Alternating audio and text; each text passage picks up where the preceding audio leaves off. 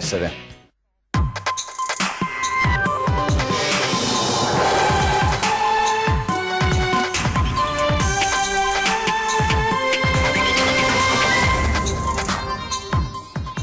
Ci sarebbe un vecchio astio tra le famiglie per questioni economiche all'origine del brutale omicidio di Enrico Faggion, freddato a colpi di pistola a Trissino.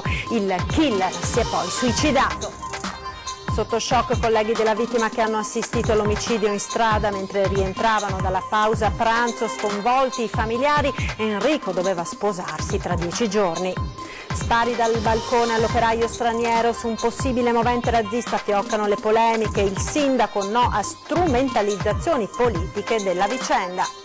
Cerca di uccidere la suocera ricoverata in ospedale a Chioggia per un'ischemia, scoperto dalla badante di un'altra paziente, 56enne, arrestato dai carabinieri.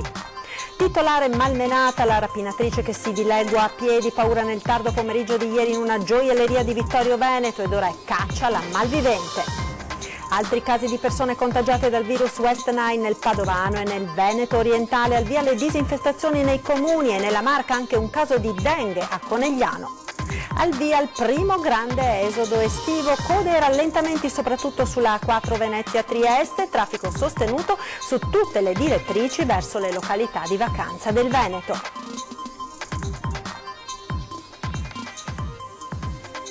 Buona giornata e ben ritrovati con la prima edizione dei telegiornali di Antenna 3. In primo piano la cronaca con gli ultimi sviluppi della tragedia di Trissino, perché ci sarebbe del vecchio astio tra le famiglie per questioni economiche all'origine del brutale omicidio di Enrico Faggion, freddato ieri dopo pranzo con 5 colpi di pistola a Trissino. Il killer si è poi suicidato, ma ci aggiorna il telefono da Trissino Carlo Inghilleri. Buongiorno Carlo.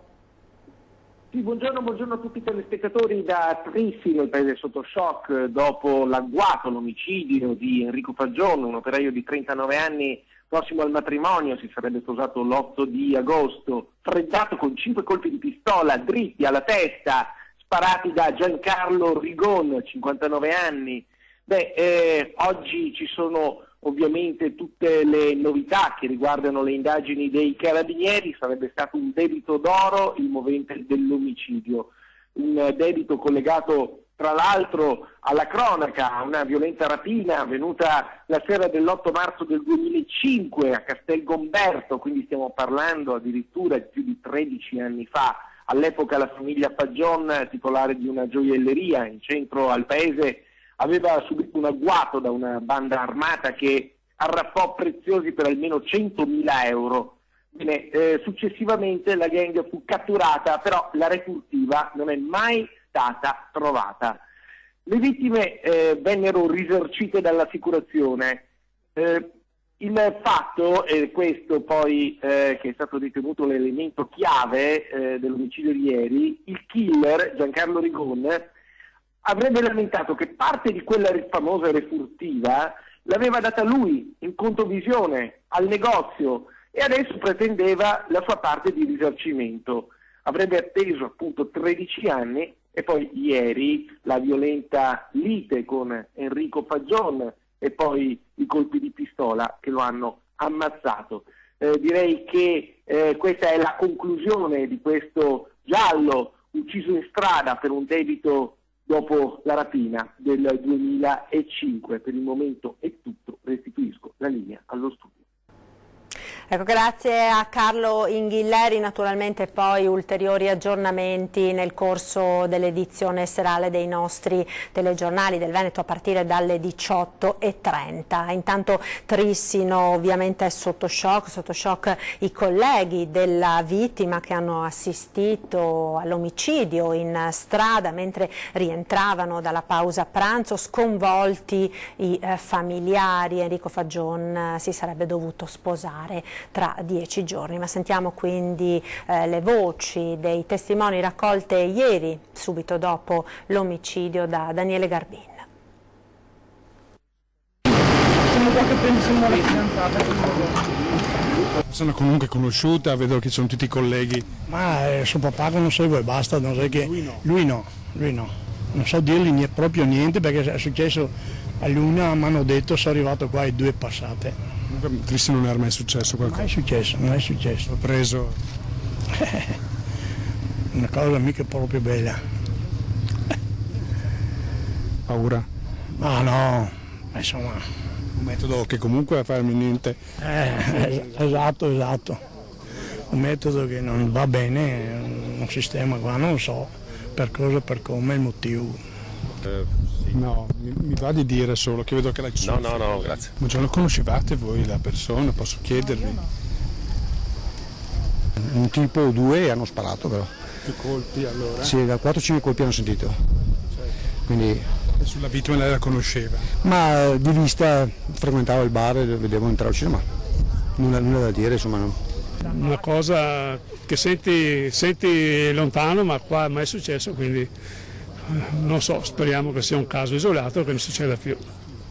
Cioè, da pensare ad avere preoccupazioni, paura, secondo lei dopo un segnale che va visto anche a cui dare attenzione? No, non credo, penso sia una cosa un po' privata fra 2 persone e quindi penso che tutto si fermi lì. Ecco.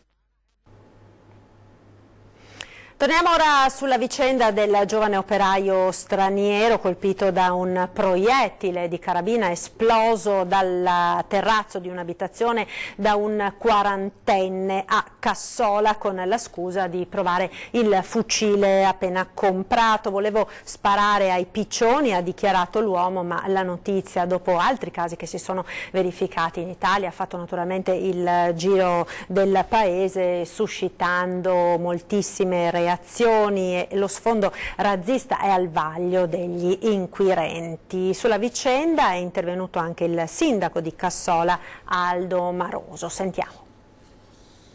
Il grave episodio avvenuto ieri a Cassola ha sconvolto l'opinione pubblica, ma il sindaco Aldo Maroso è fermissimo su un punto. Nessuna motivazione va anche ricercata, altrimenti si diventa strumentalizzazione politica, che in questo caso non c'entra proprio per niente, in particolare a Cassola, dove invece la solidarietà e anche le associazioni di volontariato sono attivissime e siamo lontanissimi da un clima che si potrebbe ipotizzare quando succedono questi fatti. Aldo Maroso è convinto che si tratti di un caso isolato, con protagonista questo argentino di 40 anni. Che idea si è fatto? È una persona disturbata, di sicuro, che ha qualche altro problema certamente, non posso che dire che è un fatto accaduto a causa di uno scriteriato, o meglio di un imbecille o di un deficiente, perché altre motivazioni non ci possono essere. Un caso che è stato collegato a quanto accaduto nei giorni scorsi a Roma, dove una bimba rom è stata colpita da pallini sparati, sempre da una pistola d'aria. Purtroppo sì, questo ha fatto subito pensare a quel fatto, anche poi alle parole che Mattarella ha detto proprio ieri, no? Ma io ritengo che in questo caso non siano assolutamente assimilabili i 2 fatti, perché, ripeto, siamo in un fatto, su un caso assolutamente isolato all'interno del contesto della nostra città di Cassola in particolare. La cronaca dal veneziano: cerca di uccidere la suocera ricoverata in ospedale a Chioggia per un'ischemia. Scoperto dalla badante di un'altra paziente, un 56enne è stato arrestato dai carabinieri. Ci aggiorna al telefono da Chioggia Tiziana Bolognani. Buongiorno. Sì, buongiorno. È nel carcere di Venezia a disposizione dall'autorità giudiziaria il 56enne di Codevigo, in provincia di Padova, che lo scorso 13 luglio ha tentato di uccidere la suocera di 83 anni ricoverata all'ospedale di Chioggia. L'uomo è stato arrestato dai carabinieri che hanno eseguito l'ordinanza di custodia cautelare in carcere emessa dal GIP del Tribunale di Venezia. Il 56enne, secondo le indagini dei militari di Chioggia, il 13 luglio si era recato a fare visita all'anziana.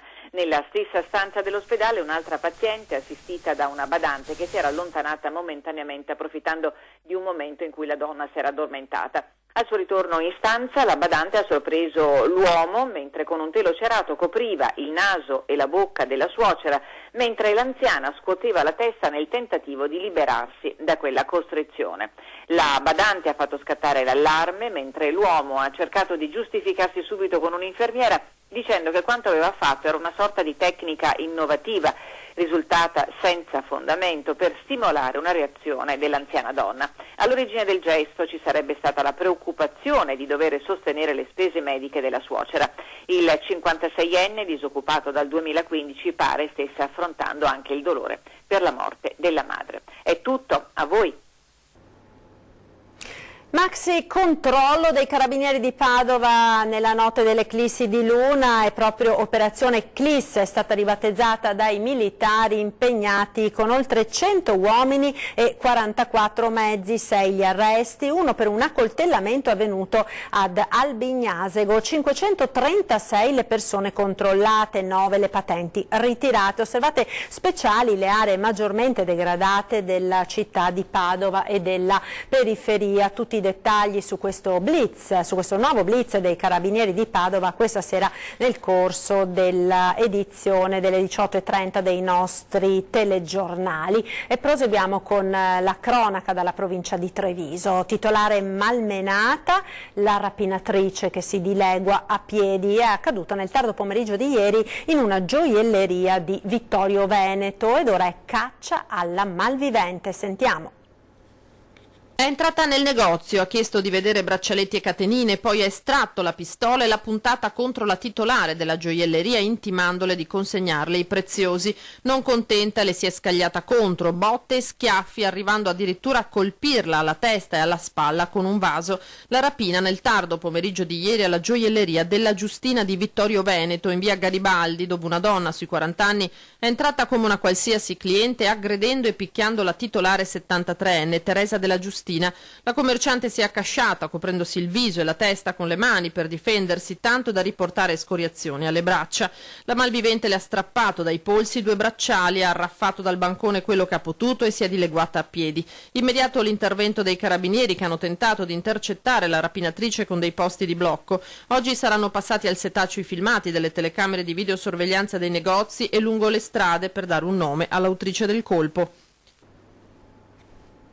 Esodo estivo, primo weekend da bollino rosso con rallentamenti e code sulle principali arterie autostradali della regione e su tutte le direttrici verso le località di vacanza del Veneto. Particolarmente difficile la situazione sulla A4 con un incremento del traffico di oltre il 35% rispetto ad un normale fine settimana. Code e rallentamenti si stanno verificando nel tratto tra Venezia e Trieste, in particolare alla Tisana e a Trieste-Lisert, e poi sul tratto padovano con alcuni rallentamenti al casello di Padova. Traffico molto sostenuto anche sul passante di Mestre. Ricordiamo che proprio al fine di garantire una maggiore sicurezza per chi viaggia è vietata la circolazione ai mezzi pesanti anche nella giornata di oggi fino alle 22 e domani, domenica 29 luglio, dalle 7 alle 22.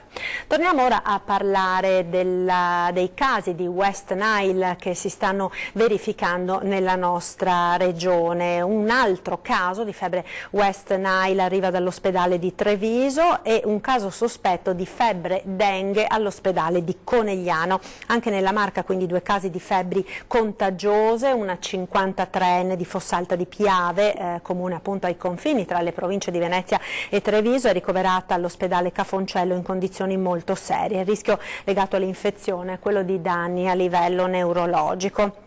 A diffondere il virus è una zanzara, tanto che il sindaco di Fossalta, Massimo Sensini, ha annunciato già da oggi una massiccia disinfestazione in tutta l'area comunale. 2 interventi di disinfestazione sono previsti anche nella zona di residenza del giovane coneglianese rientrato da un lungo soggiorno in un paese del sud-est asiatico, che ora è ricoverato all'ospedale di Conegliano per una probabile infezione da dengue. Febbre anche in questo caso contratta attraverso la puntura di una zanzara. Le sue condizioni sono attualmente buone e salgono quindi un po' in tutto il Veneto i casi di contagio. Ce ne sono stati 5 nel Polesine, 4 nel Veneziano, sale a 5 il numero di casi anche nel Padovano. L'ultima ad essere colpita è un'anziana di 90 padovana e l'ULSS 6 Euganea ha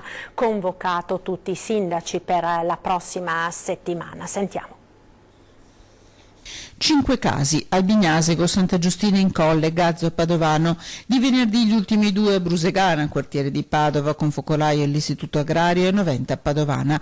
L'ultima in ordine di tempo a essere colpita è un'anziana che si trova ricoverata in ospedale, positiva al virus. Sale l'attenzione per far fronte all'emergenza West Nile con l'ULSS 6, che tra martedì e giovedì prossimo incontrerà tutti i sindaci della provincia per fare il punto e condividere le iniziative.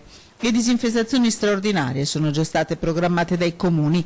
Venerdì a Padova un'operazione nel quartiere di Brusegana che ha interessato anche l'ospedale e i Colli.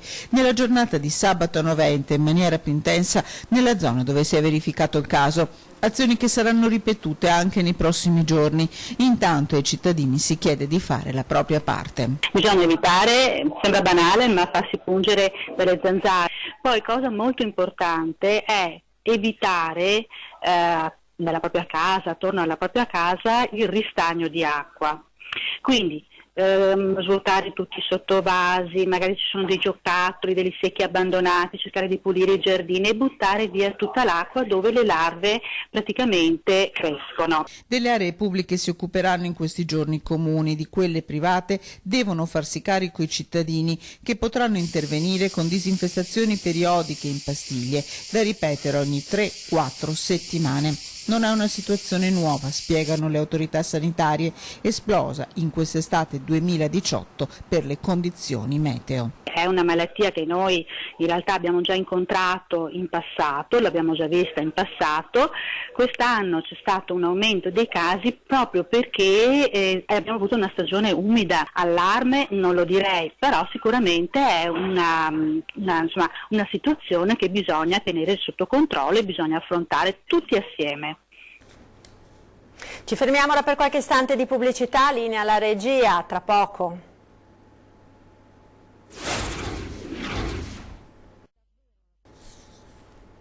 Rieccoci in diretta con la prima edizione dei nostri telegiornali. Torniamo a parlare della polemica tra il mondo cattolico e la Lega dopo la copertina di Famiglia Cristiana Vade retro Salvini. Era scritto appunto sulla prima pagina del settimanale cattolico, ma a difesa del ministro dell'Interno Salvini si leva anche un'altra voce all'interno del mondo cattolico ed è quella del vescovo di Chioggia Adriano Tessarollo. Sentiamo. Famiglia Cristiana è solo una delle voci all'interno della Chiesa e non rappresenta tutti i cattolici o tutti i preti. A sentire il bisogno di puntualizzarlo è il vescovo di Chioggia, Monsignor Adriano Tessarollo, che prende le distanze dalla copertina del settimanale dove il ministro dell'Interno, Matteo Salvini, viene accostato in qualche modo a Satana in persona. Famiglia Cristiana ha fatto il suo spot, ha detto il suo pensiero, ha sottolineato un aspetto, ecco, dopo non è che tutto quanto il mondo cattolico ricorra a questa immagine. Io sarei più complesso e direi sì, quello che sta proponendo anche ha una forte radice di verità e tocca un reale problema che la gente sente. Alcuni toni utilizzati da Salvini sono forse eccessivi, ma il problema contro cui punta il dito è reale, sostiene il vescovo. Fatto salvo il rispetto della vita umana che deve venire prima di tutto, non si può continuare a negare che la gestione dell'immigrazione come è fatta finora abbia creato diversi problemi. Il giro dei soldi che vengono dati per loro non è che sono tutti direttamente loro, sono dati a chi li accoglie in queste concentrazioni. E quindi però comunque sono soldi che la gente dice a noi ci danno 500-600 euro di pensione dopo che abbiamo dato i contributi eccetera, questi infinitamente, perché uno fosse detto vabbè in 3 mesi si fa eccetera eccetera, poi gli si sistema, no, rimangono qua 2 o 3 anni vaganti a destra e a sinistra, sfruttati, maltrattati, che loro poi cercheranno di sopravvivere quello che facciano. Non si può continuare a dire che il problema non esiste, conclude Monsignor Tessarollo, è una posizione che la gente non comprende, il successo di Salvini è dovuto anche a questo. Non è questione della razza, è questione che quando la coperta, per la gran parte della gente, c'è tanta gente per cui la coperta è corta. E quindi dice ma se stiamo male anche noi come loro abbiamo bisogno anche noi di essere aiutati eccetera. Ancora cronaca, non ha esitato ad abbandonare l'amica ferita in un incidente sulla Romea, arrestato giovane di Polverara, era sotto l'effetto di droga e alcol. Sentiamo. Si era messo alla guida di una moto sulla Romea con un'amica 18enne, peccato che fosse ubriaco e avesse anche assunto cocaina. Finito fuori strada lungo la statale in piena notte, il giovane, un 23enne di Polverara, non ha esitato ad abbandonare l'amica che era rimasta ferita nell'incidente. Sfiorata dai camion, la ragazza è stata soccorsa grazie alla segnalazione arrivata da alcuni automobilisti e portata in ospedale. A far ricomparire il giovane ci hanno pensato i carabinieri, che lo hanno rintracciato nascosto tra la vegetazione dei campi di fianco alla statale. Sottoposto agli esami, il giovane è stato trovato positivo alla droga e con un tasso alcolico di quasi 3 volte superiore al consentito, e per lui è scattato l'arresto. Andiamo ora a Venezia, perché è stop alla circolazione di kayak e altre imbarcazioni di questo tipo in Canal Grande, ma anche nei rii di Venezia. Ci aggiorna al telefono Tommaso Stoppa. Sì, buongiorno a tutti da Venezia. Se ne era parlato molto nei giorni scorsi, si è arrivati forse davvero al dunque. Dovrebbe essere pronta e firmata nelle prossime ore la annunciata ordinanza anti-kayak cosiddetta, ma in realtà si tratta di tutte le imbarcazioni a remi di taglia piccola. Un'ordinanza che dovrebbe entrare in vigore dal 20 agosto e che porrà delle pesantissime limitazioni per tutte queste imbarcazioni, tra cui iole, pattini, pedalò, canoe, eccetera, eccetera, i SUP famosi, quelli in cui si voga stando in piedi.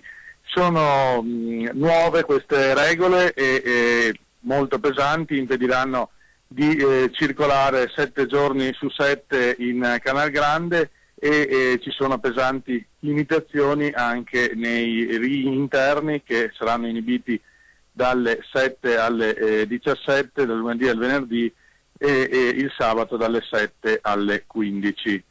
Anche la navigazione negli orari consentiti comunque non autorizza in alcun modo di attraversare il Canal Grande, quindi neppure passare da una riva all'altra, quindi mettendo dei grossissimi limiti anche agli itinerari che queste imbarcazioni possono compiere. I gommoni, altra imbarcazione piuttosto odiata da quelle categorie tassisti trasportatori che se la trovano spesso tra i piedi e denunciano pericoli seri per la sicurezza. I gommoni, dicevamo, non potranno in alcun modo accedere a tutti gli spazi acquei del comune, neppure i gommoni dei residenti, quindi divieto assoluto per queste imbarcazioni. L'ordinanza dovrebbe entrare in vigore, come si diceva, dal 20 agosto. Naturalmente ci saranno delle polemiche, perché molti in città pensano che il remo sia una delle grandi tradizioni di Venezia e che vada in qualche modo tutelato e non vietato in questo modo. Per il momento è tutto da Venezia. Ulteriori informazioni e anche reazioni su questa vicenda nelle prossime edizioni dei nostri telegiornali. Torniamo ora a parlare di fusione dei comuni, perché sono diversi i progetti, 7 per la verità nel Veneto, ai quali è arrivato ora l'ok della Regione, che potrebbero essere chiamati i cittadini ad un referendum già il prossimo dicembre. Abbiamo parlato dei comuni del Grappa, vediamo ora a che punto è la nascita del comune unico in Val Brenta. Progetto comune unico della Val Brenta. Anche in Vallata è arrivato il via libera del Comitato delle Autonomie Locali, un importante passo avanti per la fusione di Vastagna, Solagna, Cismon, Sanazzario e Campolongo. È un passo importante e segnalo con piacere anche le parole dell'assessore Forcolin, che ha evidenziato come questi processi facciano parte delle progettualità, dei valori della Regione Veneto. Il tema della fusione fra comuni dunque non è affatto il tema di una sola parte politica, ma è un tema legato piuttosto all'efficienza dei servizi. In questo momento storico, per tutta una serie di motivi, lavorare insieme ci può dare delle possibilità importanti. Si può rimanere come siamo, ma non si avrebbero le possibilità. Per coltivare dei sogni bisogna avere coraggio e questo è il momento giusto. E allora cosa manca per arrivare davvero alla fusione? Adesso deve passare il progetto di legge in commissione regionale, nella prima commissione, dopodiché sarà dato via libera al referendum che presumibilmente si ritiene sia fissato per il 16 di dicembre. Ed era questo l'ultimo servizio, io vi ringrazio per essere stati con noi, vi lascio come sempre alle previsioni del tempo per le prossime ore. A tutti un buon pomeriggio.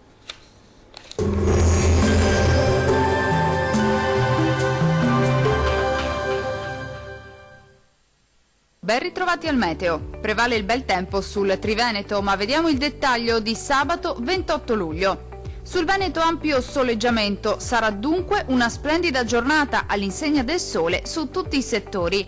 Al pomeriggio tuttavia non si escludono degli occasionali piovaschi sui monti del Bellunese, cielo sereno invece sui restanti settori. Temperature minime tra 18 e 22 gradi, valori massimi molto caldi tra 29 e 36 gradi circa. Diamo uno sguardo al Friuli, Venezia e Giulia. Poche novità, la situazione sarà molto simile con qualche pioggia al pomeriggio sui rilievi alpini, ampio soleggiamento invece altrove, con il cielo che si presenterà sereno o al massimo velato ovunque. Temperature minime tra 19 e 21 gradi, valori massimi compresi invece tra 30 e 33 gradi circa. Vediamo infine la situazione del Trentino Alto Adige. Non cambia di molto la previsione, con tanto sole al mattino e solo con qualche isolato fenomeno al pomeriggio sui settori alpini di confine. Il cielo sarà sereno o al massimo poco nuvoloso invece sui restanti settori. Temperature minime tra 16 e 18 gradi, valori massimi compresi invece tra 32 e 35 gradi. Dal meteo di Antenna 3 per ora è tutto. Arrivederci al prossimo aggiornamento.